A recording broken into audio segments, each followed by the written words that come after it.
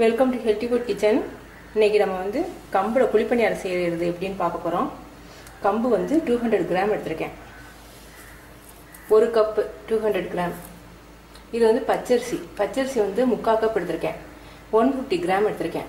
பச்சரிசியில் 2 வகை இருக்குது. பொன்னி புழுங்கல்னு சொல்லுவாங்க. பொன்னி அரிசி வந்து பச்சரிசியில் பொன்னி வந்து புளிச்சாதம், தயிர் சாதம், லெமன் அந்த மாதிரி இதுக்கு யூஸ் பண்ணுவோம்.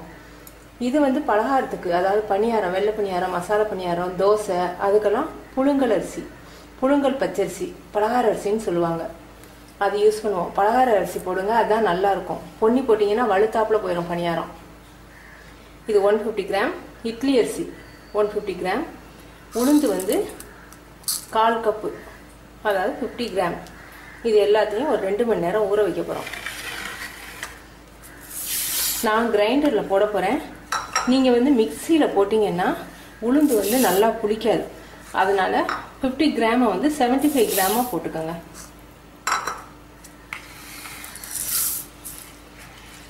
ஒரு 2 மணி நேரம் ஊறட்டும்.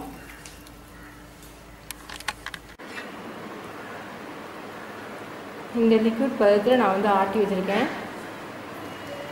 இப்போ வந்து நம்ம உப்பு தேவையான அளவுக்கு போட்டுக்குவோம். எப்பவும் அதிகமாக போடாமல் அரை உப்பாக போடுங்க. ஏன்னா நாளைக்கு வெள்ளைப்பாவுக்கு ஸ்வீட் பணியாரத்துக்கு வேறு கொஞ்சம் எடுப்போம் இல்லையா, அதனால் கொஞ்சமாக போட்டுக்கோம். அப்புறம் வேணும்னா நாளைக்கு சேர்த்துக்கலாம்.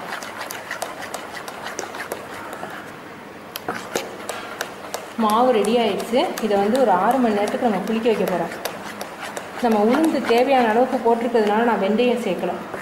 வெந்தயம் புளிப்புக்காக சேர்க்குறது தான். மாவு புளிக்கணுங்கிறதுக்காக அதுக்கு ஏற்ற அளவுக்கு நம்ம உளுந்து போட்டிருக்கோம். வெந்தயம் நம்ம போட்டோம்னா மாவு புளிப்பு வாடை வந்துடும். கொஞ்சம் மிச்ச மாவு இருந்துச்சுன்னா அதை யூஸ் பண்ணுறதுக்கு உங்களுக்கு ரொம்ப பிடிக்கும். ஃபஸ்ட் டைம் ஊற்றையில நல்லாயிருக்கும். அந்த மாவை வச்சுருந்து நீங்கள் நைட்டோ மறுநாள் காலையிலையோ நீங்கள் ஊற்றும்போது ரொம்ப புளிப்பு வாடை வந்துடும் வெந்தயம் சேர்த்தா.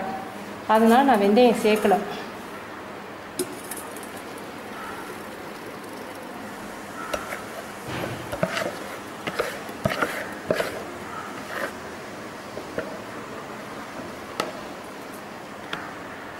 பாத்திரத்தில் இந்த அளவுக்கு இருக்குது. இது வந்து 6 மணி நேரம் புளிக்க வைப்போம்.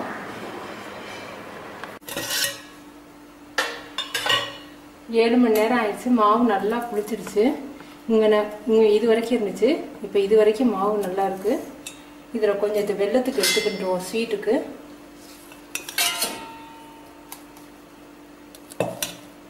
நம்ம வெல்லத்துக்கு எடுத்துக்கணுங்கிறதுக்காக தான் அரை உப்பு போட்டிருக்கோம்.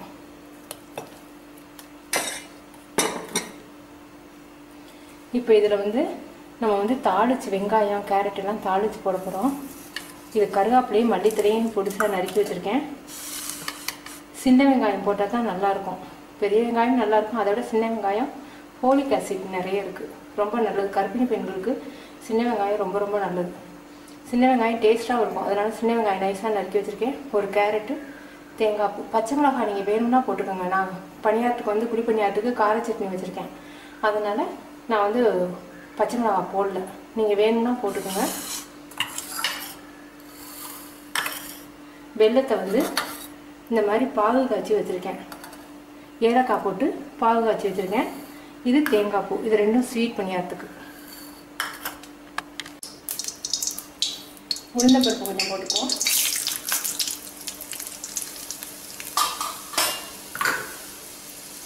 கடுகு கொஞ்சம்,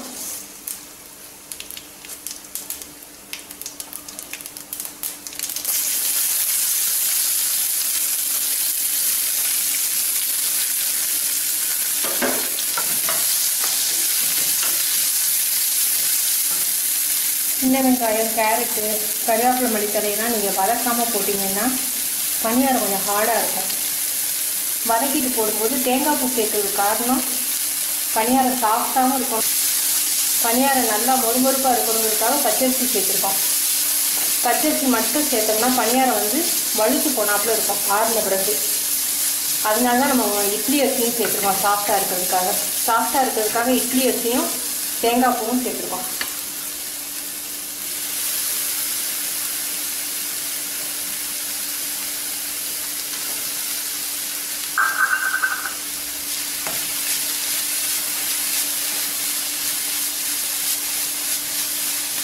கேரட் துருவி போட்டிருக்கிறதுனால ரொம்ப நேரம் வதங்கணுங்கிறது இல்லை.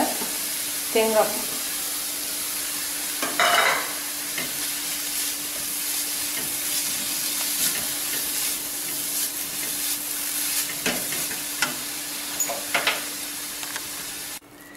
மாவில் நம்ம வந்து உப்பு அரை உப்பு தான் போட்டிருக்கோம் ஆட்டும்போது, ஏன்னா வெல்லம் சேர்க்கறதுக்கு தனியாக எடுத்துக்கணுங்கிறதுனால. இப்போ கொஞ்சம் உப்பு சேர்க்குறேன், ஏன்னா வெங்காயம் கேரட்லாம் வேறு போட போகிறோம் இல்லையா, அதனால உப்பு இப்போ கொஞ்சம் சேர்த்துக்கலாம்.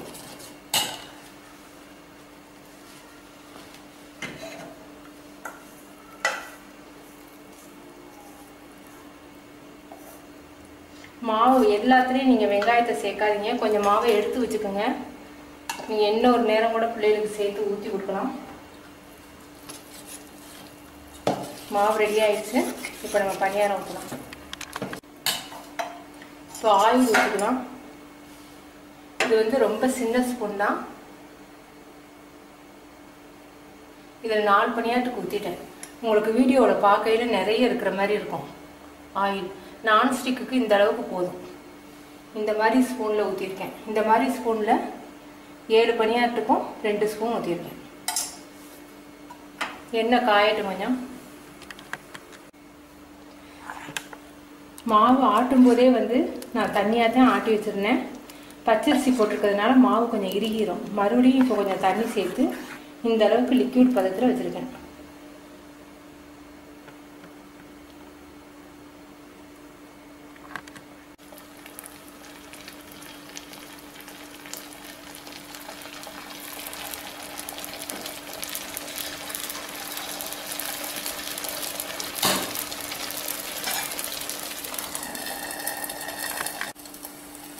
குழிப்பணியாக இருக்கிறதுன்னு கேட்டிங்கன்னா இந்த பக்கம் ஷார்ப்பாக இருக்கும், இந்த பக்கம் இந்த மாதிரி இருக்கும்.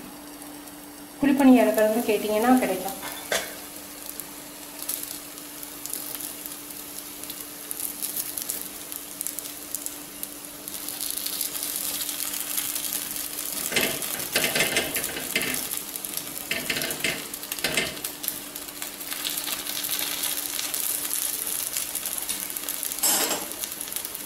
ரொம்ப மொறுமொறுப்பாக வேணும் அப்படின்னு நினைச்சீங்கன்னா ஆயில் இன்னும் கொஞ்சம் ஊற்றிக்கங்க. நீங்கள்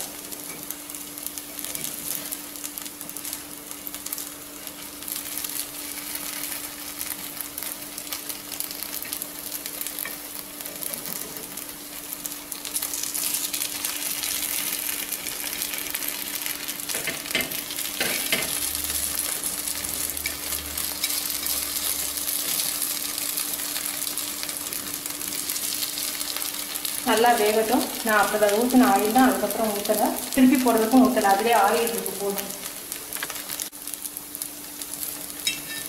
இந்த பக்கம் நல்லா வந்துடுச்சு, திருப்பி போட்டுக்குவோம்.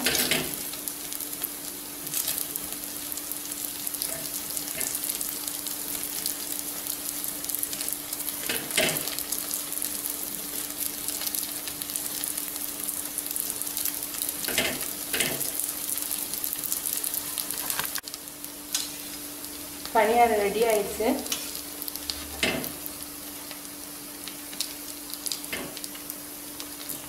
வெறும் கம்பு மட்டும் போட்டு பண்ணோம்னா களி மாதிரி இருக்கும். கம்பும் உளுந்து மட்டும் போட்டு பண்ணோம்னா களி மாதிரி இருக்கும். அதனால தான் அரிசி சேர்த்துருக்கேன். அரிசி சேர்த்தா தான் சாப்பிட்ற மாதிரி இருக்கும். கார பணியாரம் ரெடி ஆயிடுச்சு. நான் ஸ்வீட் பணியாரம் உங்களுக்கு ஊற்றி காமிக்கிறேன். தேங்காய் பூ சேர்த்துக்குவோம். ஏலக்காயும் வெல்லமும் கலந்துருக்கேன் பாவில். ரொம்ப தண்ணியாக போச்சுன்னா உங்களுக்கு எடுக்க வராது, அதனால வெள்ளைப்பாகு கெட்டியாக வச்சுக்கோங்க.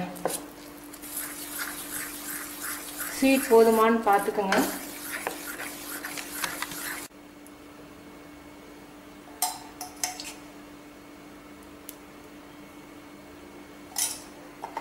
ஸ்வீட் பணியாரம் வந்து எப்போவுமே வெள்ளைப்பாகு ஊற்றுறதுனால கொஞ்சம் பிடிச்சிக்கும்.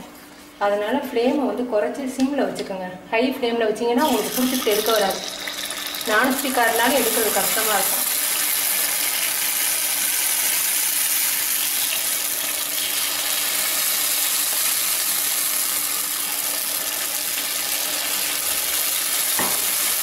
சிம்லே வச்சு வேக விடுங்க.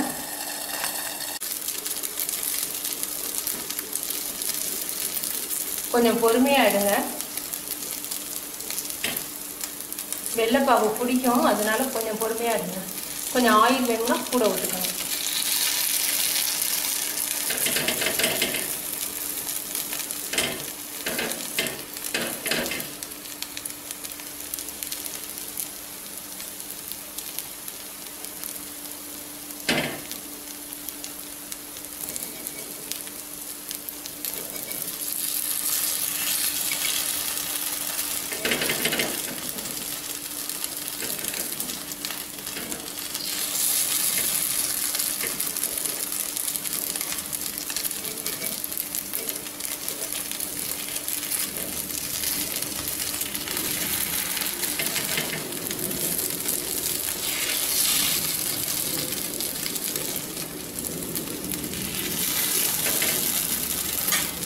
ஒரு ஸ்பூன் எல்லாத்துக்கும் சேர்த்து ஊற்றிக்குவோம், இல்லாட்டி எடுக்க வராது.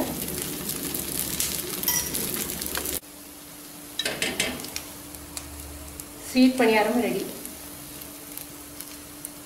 ஸ்வீட் பணியாரத்துக்கு மட்டும் கொஞ்சம் ஆயில் கூட ஊற்றிக்கோங்க. நீங்கள் செஞ்சு பார்த்துட்டு உங்கள் கமெண்ட்ஸ் எனக்கு சொல்லுங்கள். நல்லா இருக்குது, நீங்கள் செஞ்சு பாருங்கள். தேங்க்யூ.